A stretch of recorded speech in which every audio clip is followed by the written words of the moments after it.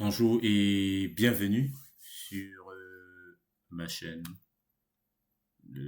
chaîne qui a été mise sur pied pour monter en compétence sur Odoo, et l'objectif de base qui est respecté jusqu'aujourd'hui, c'était de partager avec vous mon apprentissage d'Odoo, les nouveaux concepts que j'apprends sur Odoo, et en fait l'objectif c'est de partager ces éléments-là avec vous. Et dans chaque série de vidéos que je propose, on découvre un nouveau concept. Et je vous invite, si vous trouvez les vidéos intéressantes, je vous invite vivement à vous abonner à ma chaîne. Et dans cette vidéo, on va aborder les données démo, le chargement des données démo sur Odoo 19. Odoo, voilà. L'objectif ici, c'est d'alimenter notre base de données initialement avec des données. D'accord. L'objectif, c'est que lorsqu'on installe notre module, qu'il alimente automatiquement notre base de données avec des données déjà prédéfinies. Et pour ce faire, on va rentrer sur notre modèle. On va rentrer dans notre modèle défini, dans nos modèles de données, nos modèles. Et dans nos modèles, si on se rappelle, on avait le training, des sessions avec pas mal d'informations. Par exemple, une session de formation était associée, une session était associée à une formation bien précise. Ça avait un nom.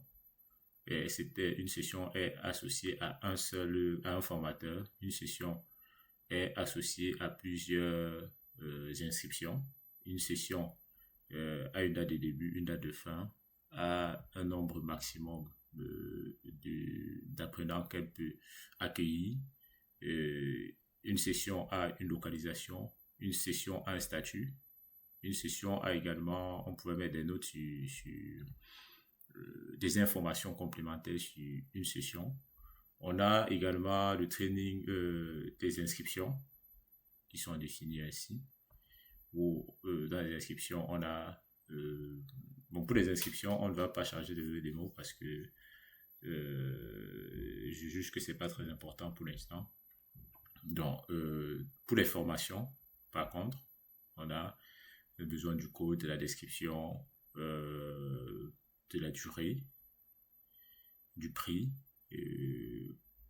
d'un champ qui permet de définir si la formation est active ou pas. On a les formateurs avec disponibilité. On a dit que les formateurs étaient associés au modèle partner. Chaque formateur avait un partenaire qui lui était associé. Ça nous permettait d'avoir des utilisateurs du portail et des utilisateurs internes de Odoo. Parce qu'en fait, les apprenants ici sont ceux-là qui vont uniquement avoir accès au portail. D'où l'intérêt de les associer à un partenaire. On les avait associés à un partenaire. Et pour ce qui était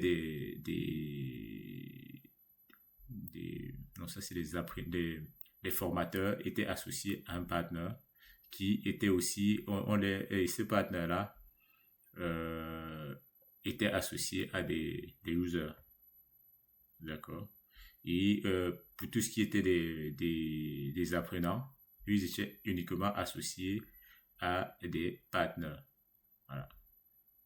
Donc, c'est des éléments qu'il faut prendre en compte. Et donc, pour ce faire, j'ai préparé ici pour nous des données démo. Des démos. Commençons déjà par les apprenants. On voit bien que dans le modèle apprenant, on avait dit qu'un apprenant était associé à un partenaire. Voilà. Donc, on va déjà créer le partenaire associé à cet apprenant-là. C'est ce qu'on fait ici. On va créer le partenaire. Une fois qu'on a créé les partenaires, on a par exemple partenaire. Voilà, voici l'identifiant du partenaire. On va venir si vous vous rappelez, dans le modèle apprenant, on avait un partner ID qui permettait de lier l'apprenant au modèle partner. Donc, ce qui fait que dans la donnée démo de l'apprenant, on va donc faire ce lien-là, on va créer cette liaison-là avec le fil de ce champ Partner ID et on avait le niveau et l'organisation. C'est bien des informations qu'on a là. Le niveau et l'organisation. Et le niveau, c'était soit cette valeur, soit cette valeur. Donc, ouais, on avait cette valeur, celle-ci et celle-là. Donc, dans le modèle, la donnée démo, on renseigne le niveau, on renseigne l'organisation. Et c'est pareil, ça c'est pour le premier apprenant. Apprenant numéro 1, ainsi de suite. Apprenant numéro 2, apprenant numéro 3. On fait juste les liaisons comme ça. Apprenant numéro 4. Et on passe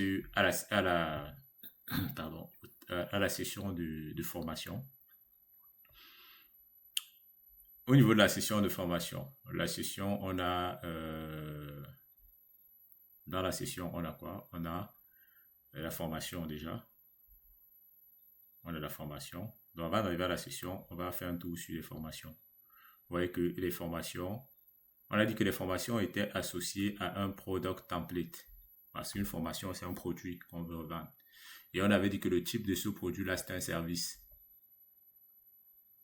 Et on avait expliqué pourquoi c'était un service dans l'une de nos vidéos. Et la politique de facturation, on a dit que c'était commande. Et une fois que le produit est créé, on va dire le produit à notre modèle de formation en référençant ainsi. On le référence là. Et ensuite, on indique les autres champs. Puisque la description, c'est un filtre au format HTML, c'est comme ça qu'il doit être rempli. Et une fois que ça c'est fait, on va refaire pareil pour les autres formations. D'accord? Et lorsqu'on a défini, on regarde bien l'ID de la formation ici, c'est produit Python. Donc, on va dans la session, on va retrouver formation ID. Formation ID, voilà, elle est là. Et lorsqu'on va dans la session, on va retrouver cette formation-là ici qui référence qui va référencer les formations et ça va être associé à formation ID de notre modèle training session.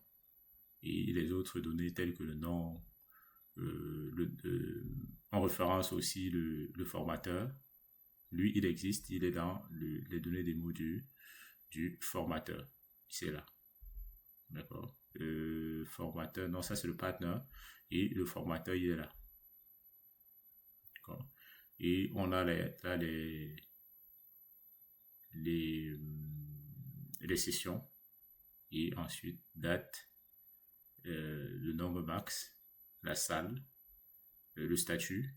Et les statuts doivent respecter les statuts qui sont définis dans le modèle session. Donc, lorsqu'on parle de statut ici, c'est si on va dans notre modèle de session, on voit que c'est ces mêmes statuts ici, confirmé, ainsi de suite. Et une fois que ça, c'est... Voilà, lorsque les statuts sont définis, on a les notes. Voilà, c'est un champ au format texte. Vous voyez que là, c'est pas très compliqué à faire. Donc, on a déjà des données, des mots qu'on peut charger dans notre base. Et une fois qu'on a défini les données des mots comme ça, on n'oublie pas de les renseigner au niveau du manifeste. Dans le manifeste, on va rajouter nos données des mots dans data. Donc, c'est ce que j'ai fait là. J'ai renseigné chaque donnée des mots. Donc, une fois qu'on a fait ça, on va créer une nouvelle base. On va créer une nouvelle base de données qu'on va appeler, on va manage database. On va créer une base. Le mot de passe master Je vais le récupérer dans euh,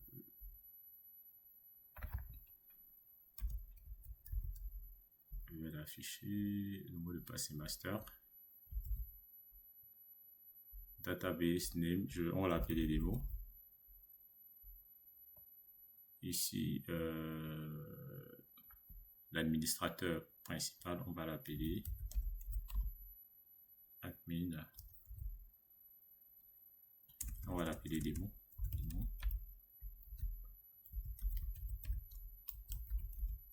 Il faut lui renseigner un mot de passe. On ne charge pas, on va pas charger les données démo de Odoo. Ce qui nous intéresse, c'est de pouvoir charger nos propres données démo. Donc, c'est où déjà, voilà. On va mettre tout en français.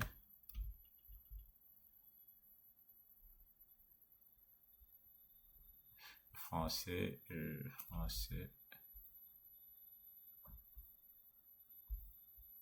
mettre tout en français. Voilà. Et ensuite, on valide.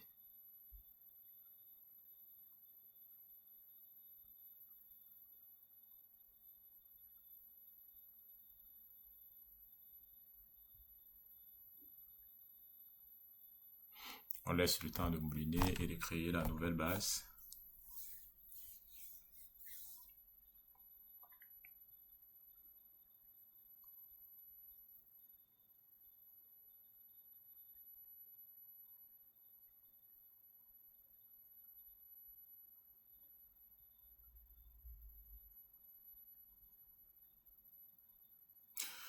On le laisse mouliner. Là, il est en train de créer. Il est en train de créer la base. Et on lui laisse juste le temps de faire ceci. Mais normalement, d'ici quelques instants, il aura terminé.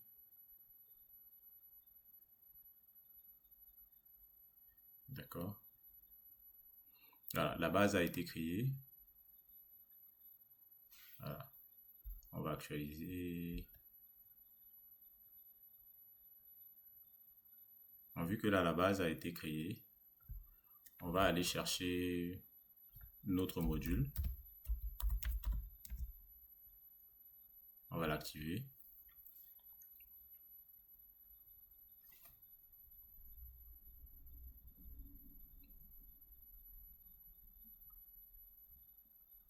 Il mouline aussi à son niveau. Hein.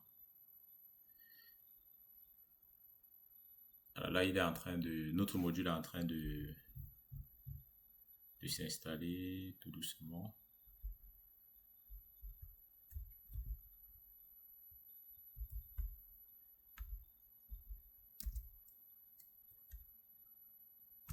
Pendant qu'il s'installe, on peut regarder les logs. Hein. On peut regarder les logs pour voir comment il est en train de s'installer. Pour voir ce qui est en train de se passer derrière. On voit bien que là, il est en train de charger il charge les données démo. Il est en train de charger pas mal de modules indispensables pour faire tourner notre module aussi.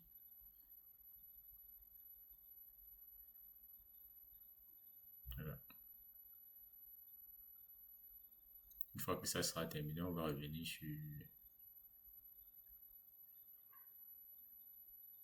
sur notre console. Qu'est-ce qu'il dit?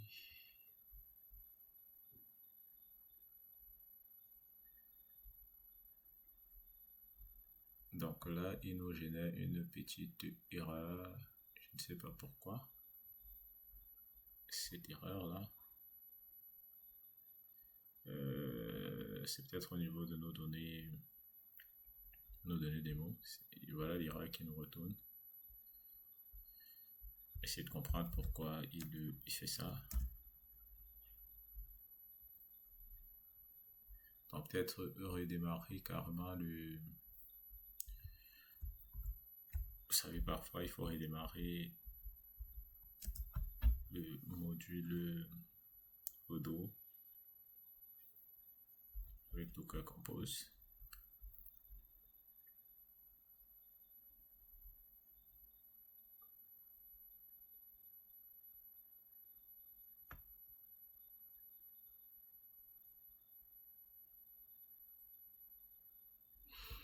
Donc, en fait, vous avez bien compris le principe des données des mots. Si oui, on est bon.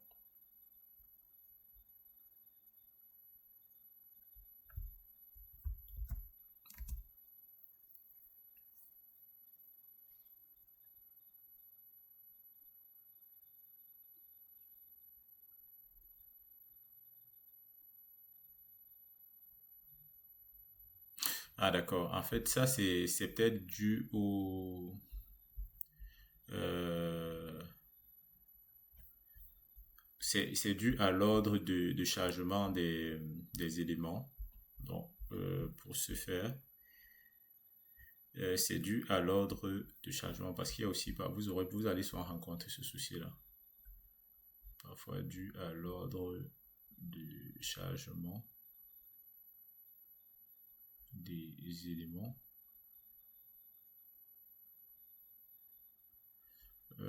C'est où déjà? Est-ce que j'ai rajouté la sécurité là?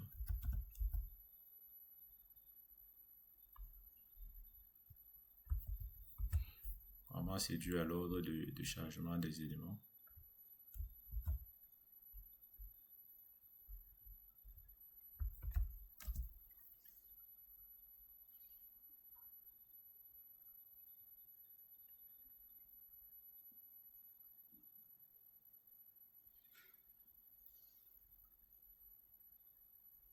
Donc, c'était dû à l'ordre de chargement, hein, parce qu'avant, il faut toujours mettre, il faut charger. Il y a un certain ordre aussi à respecter. Parce que lui, après, il va commencer à chercher des groupes, mais il ne trouve pas les groupes. Donc là, j'ai fait la mise à jour et réinstaller, on va réinstaller notre module. Voilà, on le réinstalle. Déjà, je fais une mise à jour de quoi compose restart todo et je vais faire un update sur la base démo. Sur la base démo. C'est ce que je fais là. Je vais lancer la commande.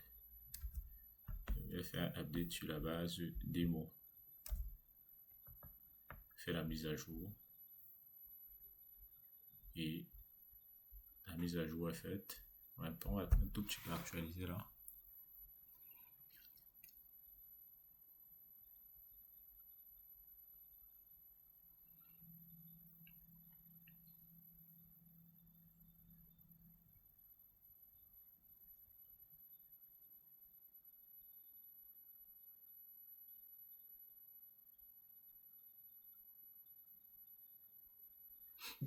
Voilà. Une fois que ça c'est fait, on va réinstaller notre module.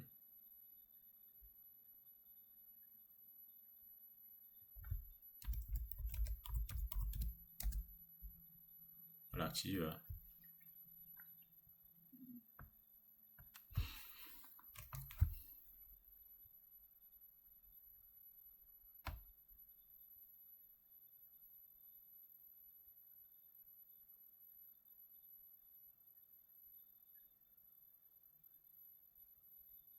Voilà, cette fois-ci, l'installation s'est bien passée. Si, euh, bon, en tant qu'administrateur là, il n'a pas accès si vous vous rappelez, il n'a pas accès, on va aller, il n'a pas accès au module. Mais là, on voit que toutes les données de mots sont déjà chargées. D'accord? On a déjà les contacts, tout est chargé. Ça, c'est les données qu'on avait dans notre démo. Donc, qu'on a chargé dans démo. Et si on va dans dans les paramètres, utilisateur et société.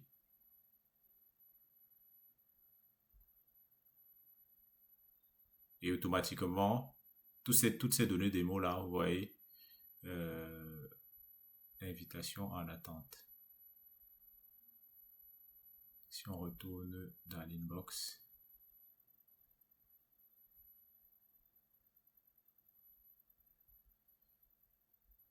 voilà. Donc, si on va on a les utilisateurs, ça c'est les invitations à l'attente. Donc, si on va dans dans les paramètres, utilisateurs et société, on va dans les utilisateurs. Utilisateur, on cherche notre utilisateur démo et il faut lui donner des droits pour qu'il puisse accéder à qu'il soit manager de formation. Une fois que ça c'est fait, normalement il a accès au menu.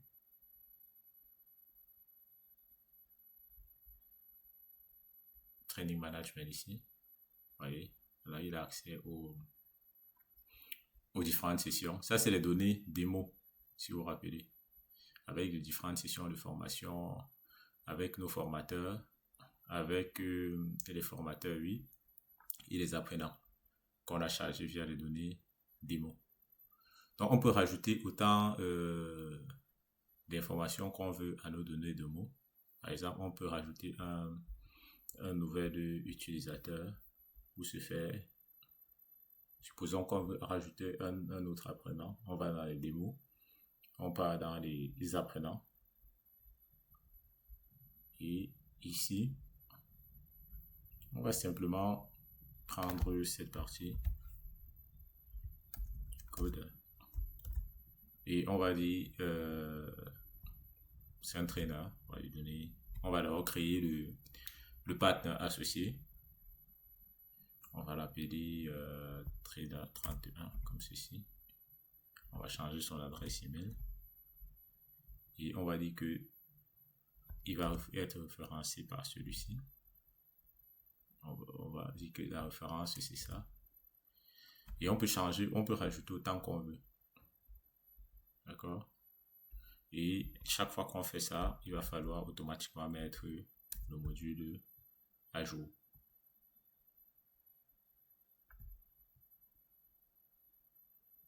Donc, chaque fois qu'on rajoute, on met le module à jour. Et lorsqu'on a mis le module à jour, normalement, on devrait on actualise notre page, bien sur notre voilà, vous voyez, il a été rajouté. En fait, c'est juste pour avoir des données déjà prêtes dans la base, peut-être pour nos tests, pour avoir des données déjà prédéfinies dans la base. D'accord. Bon, j'espère que vous avez aimé la vidéo. Si vous avez aimé, n'hésitez surtout pas à vous abonner. N'hésitez surtout pas à vous abonner parce que une fois que vous êtes abonné, vous serez notifié lors des prochaines vidéos. Et aussi, il y a des sujets encore, pas mal de sujets assez intéressants qu'on verra par la suite. On abordera notamment les tests. On va faire des tests de nos modèles. On aura même dû les aborder dès le début. On va faire des tests. On va mettre en place un pipeline CI/CD pour valider les tests. On va aborder Odoo Web Librairie qui semble être assez complexe. On abordera All. On abordera Odoo Web Librairie et on abordera d'autres sujets assez intéressants encore sur Odoo. On entrera vraiment en profondeur sur Odoo, petit peu par petit peu. Et toute la complexité, tout ce qui semble être assez complexe parfois sur Odoo, on va mettre cette complexité là de côté. fur et à mesure qu'on va monter en compétence sur les sujets. J'espère que vous avez aimé. Si vous avez aimé, n'hésitez surtout pas à vous abonner comme je vous ai fait savoir et à très bientôt sur